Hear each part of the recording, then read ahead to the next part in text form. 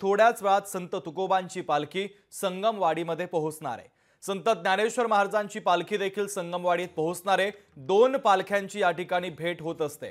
मोठ्या संख्येने वारकरी पुण्यनगरीमध्ये दाखल झालेत। वैष्णवांचा हा सगळा मेळा आपल्याला आज पुण्यनगरीमध्ये भरल्याचं पाहायला मिळतंय। विठुनामाचा गजर करत हे सगळे वारकरी आपल्या लाडक्या विठुरायाच्या दर्शनासाठी आता पंढरीकडे मार्गक्रमण करतात। थोड्याच वेळात संत तुकोबांची पालखी संगमवाडीमध्ये पोहोचणार आहे, तर संत ज्ञानोबांची पालखी देखील संगमवाडीमध्ये पोहोचणार आहे। दोन्ही पालख्यांची येथे भेट होत असते।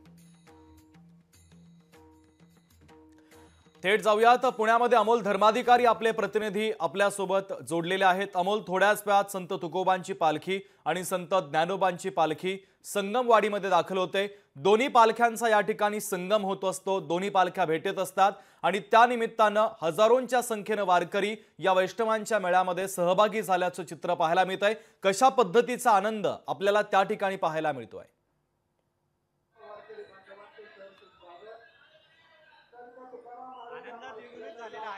कारण की वैष्णवांचा मेळा हा लाखोंच्या संख्येने आता या पुण्यनगरीमध्ये दाखल झालेला आहे। दोन्ही बाजूने म्हणजे संत तुकाराम महाराजांची पालखी आणि त्याचबरोबर संत ज्ञानेश्वर महाराजांच्या पालखीचे जे लाखो वारकरी आहेत यांचा संगम या ठिकाणी आपल्याला आता झालेला पाहायला मिळते। संगमवाडी या चौकामध्ये दरवर्षी या दोन्ही पालख्या आहेत त्या एकत्र येत असतात आणि आजही तसाच उत्साह आणि तशा पद्धतीचं वातावरण आपल्याला या संपूर्ण संगमवाडी या परिसरामध्ये पाहतोय आपण। ही आता जी दृश्य पाहतोय ती संत तुकाराम महाराजांच्या पालखीची आहे। अवघ्या काही क्षणात संत तुकाराम महाराजांची पालखी सुद्धा या संगमवाडी येथे येणार आहे आणि त्यानंतर माऊलींची पालखी या संगमवाडीमध्ये दाखल होईल। त्यानंतर या दोन्ही पालख्या आज पुणे शहरामध्ये मुक्कामी असणार आहेत। त्याआधी वातावरण आपण पाहतोय पूर्णपणे वातावरण भक्तिमय झालेलं आहे।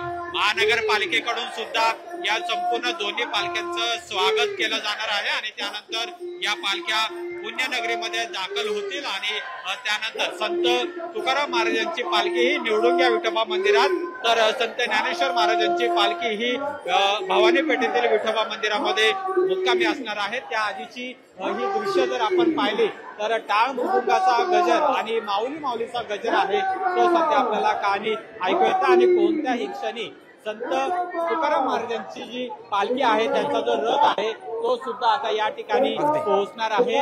संत तुकाराम महाराजांचे जे अश्व आहेत ते सुद्धा या ठिकाणावरून आता गेलेले आहेत आणि अवघ्या काही क्षणात आता या ठिकाणी संत तुकाराम महाराजांच्या पालखीचं सुद्धा आगमन होणार आहे आणि महानगरपालिकेकडून त्यांचं स्वागत देखील केलं जाणार आहे। शुभम, अगदी अमोल, महत्त्वाचे अपडेट या पालख्यांच्या संगमाच्या संदर्भातील या सोहळ्याचे आपण पोहोचवलेले आहेत। तुर्तास धन्यवाद। लोकशाही मराठी ऐका, पहा, जागरूक रहा।